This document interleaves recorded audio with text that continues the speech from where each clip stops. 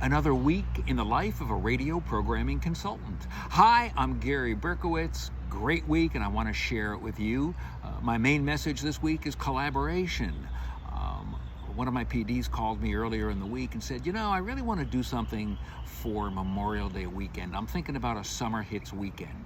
Now, if you know me, you know that I'm not so about doing special weekends. I'm a big believer in consistency. But there's always exceptions to the rule. Memorial Day, 4th of July, even Labor Day weekend. So I said, well, let's talk this one through a little bit. He felt that we could easily find 40 or 50 titles to play on the summer hits weekend. I, on the other hand, said, I don't know if we can even find 10 or so of these songs. So we start doing our research, we go online, and lo and behold, we discover there's really just a handful, 5 or 6 songs that are really good enough and mass appeal enough to play with a summer theme. So we both agreed, okay, now where do we go from here?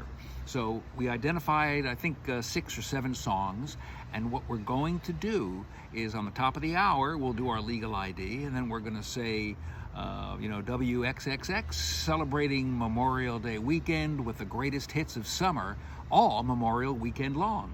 And then we're going to play one of those 5 or 6 songs. They'll be on a 6-7 hour rotation. It'll sound great. The station's going to be acknowledging the weekend. The listeners are going to hear a couple of titles that they don't normally hear. It's really a win-win, and what it really shows is how important and successful collaboration in the programming department can be.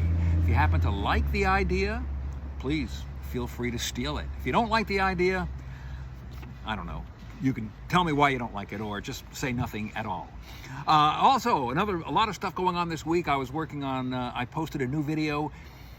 We are highlighting the on-air personalities of Mix FM up in Scranton, Wilkes-Barre, Pennsylvania. All of our jocks have been on, and now we're up to the voiceover artists. And this week we featured Jen Sweeney, who is a total hoot. These videos are posted on the station's Facebook page.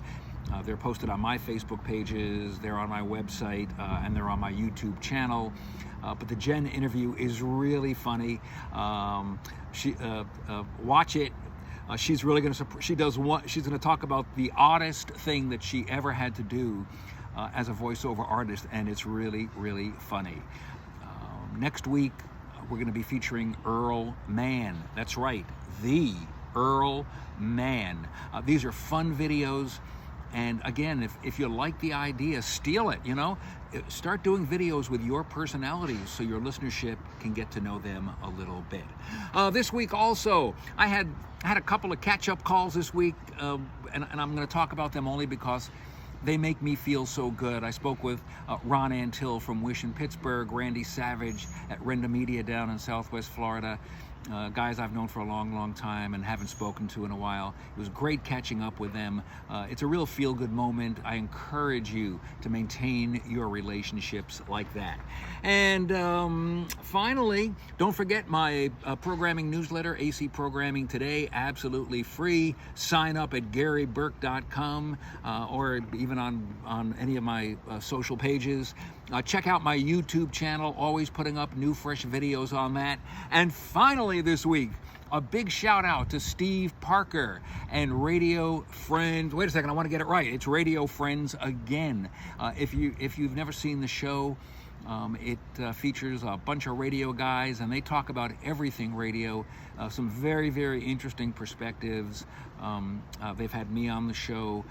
It's on YouTube. Just Google Radio Friends Today. Steve, you do a fabulous job with the show, and there's your shout out as we kind of wrap up another week in the life of a radio programming consultant. I'm Gary Berkowitz, and if you made it this far, thank you for watching.